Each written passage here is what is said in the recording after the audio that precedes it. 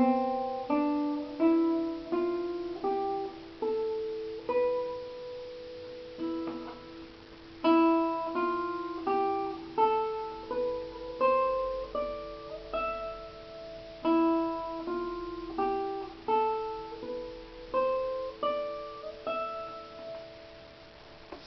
those are the natural notes.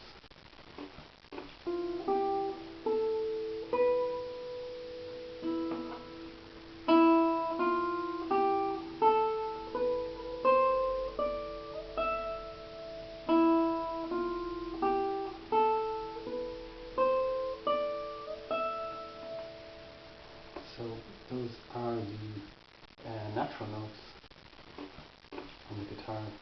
Key C, all the natural notes C, D, E, F, G, A, B, C.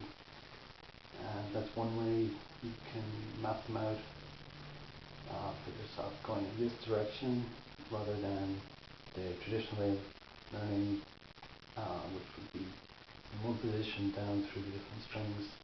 And of course you should be able to do both, and by doing both then you gradually put together your sort of mental map of where the notes are.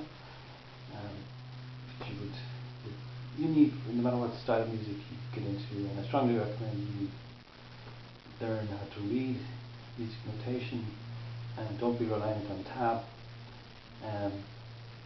But if you don't, fair enough, and also obviously that's not required for it's not required full stop. It's just a recommendation.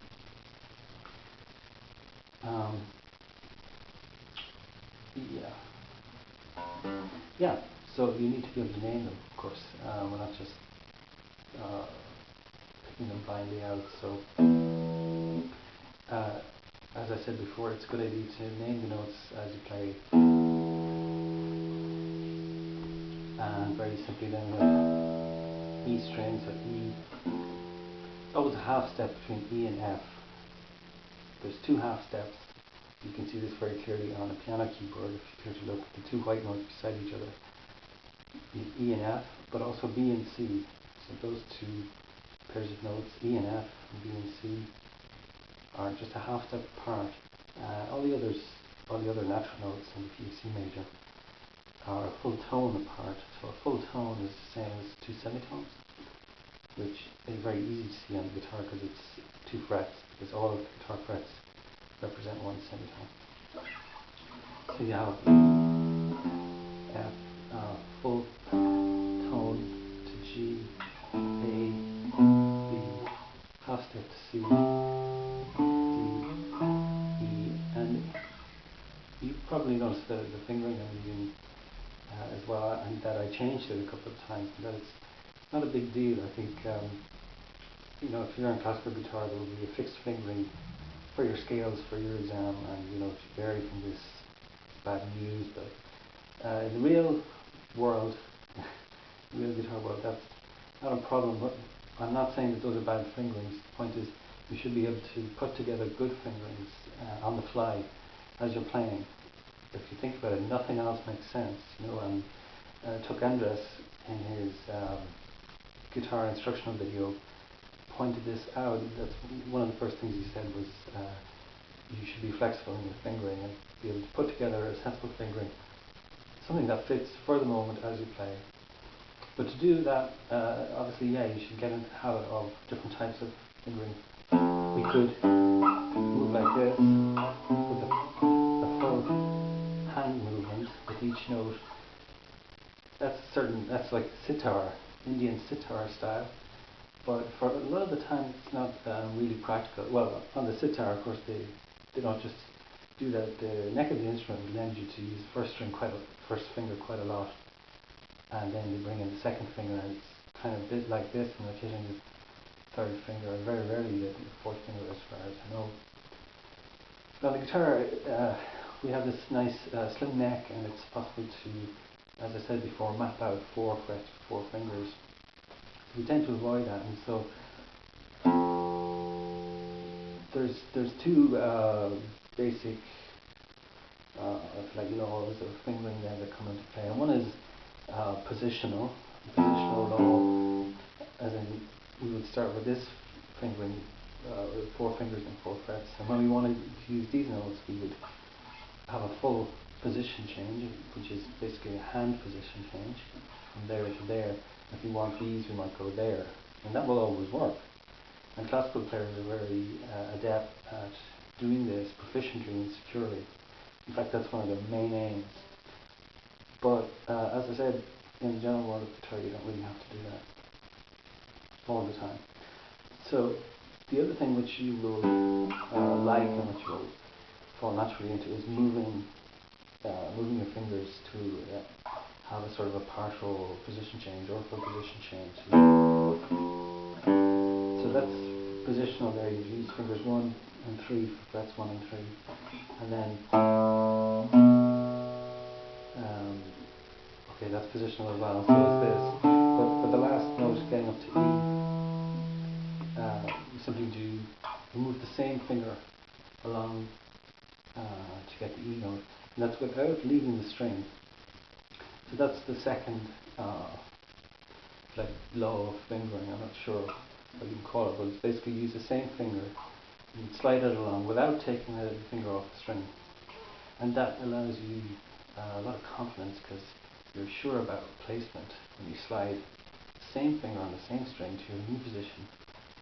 It feels good, and you know what you're doing, and it's a plus.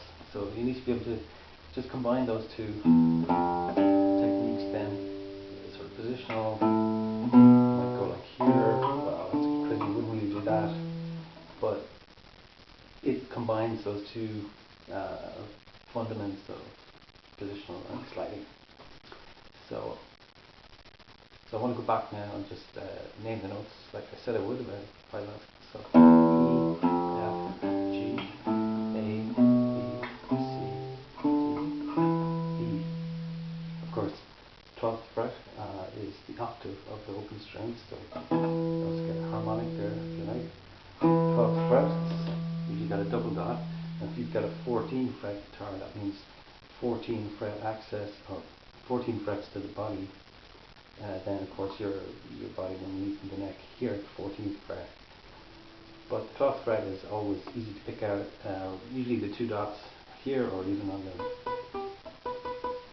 fingerboard, and it's always your octave, so it's a very easy landmark. And you know that everything up here then is a copy of what's down here, except of course it's up an octave, it's transposed up an octave. Here we go, E, F, G, A, B, C, D, E, A string, still in the key of C, A, C, D, E, F, G, A,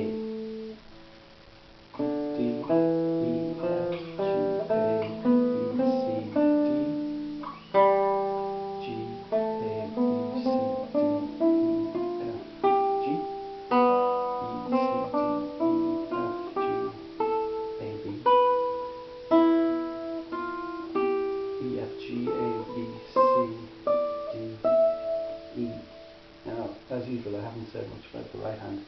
I think I probably overused the thumb a little bit there, but the thumb is actually great for using, especially on the top 3 strings, on the bass strings.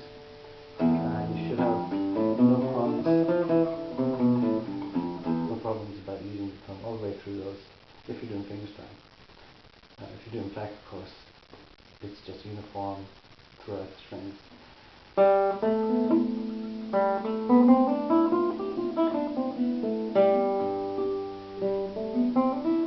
And you can do I am,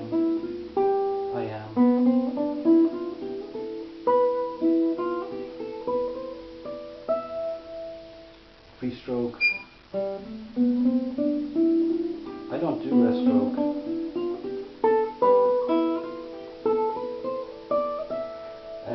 Number 1, I don't like it, and number 2, find it actually leads to contradictions from classical players. When they say you should use rest stroke all the time for your top string melody. The problem with the rest stroke, one of the problems with the rest stroke is that it takes over the string behind it, the string above it, and you know, on guitar we like to have lots of strings in-use sounding. We don't want just to sacrifice one of those strings which might otherwise have been vibrating with some other harmony note, just for the sake of getting this loud tone of the rest stroke. So yeah, I think this idea that the rest stroke is necessary all the time is a bit of a myth, and I think it's probably something that came into play, I guess, maybe in the 19th century or early 20th century, and only into classical guitar circles, and probably only from certain players. If you look further back, if you look at lute techniques, and if you look at early guitar techniques, no one is really concerned about rest stroke, and overall I find pre-stroke is better. We should concentrate on